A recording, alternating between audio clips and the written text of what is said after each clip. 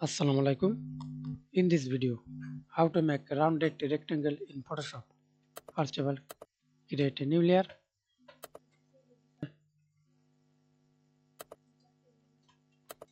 Go to rectangle tool. Now see this rounded rectangle. Okay. Fill color. Stroke. I do not use stroke. And radius. Radius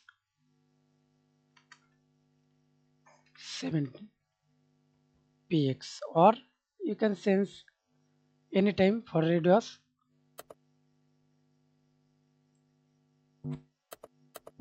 Okay. Again, create a new layer. Sense radius 14. Okay. Thanks for watching video. Please subscribe to my channel, like, comment, share.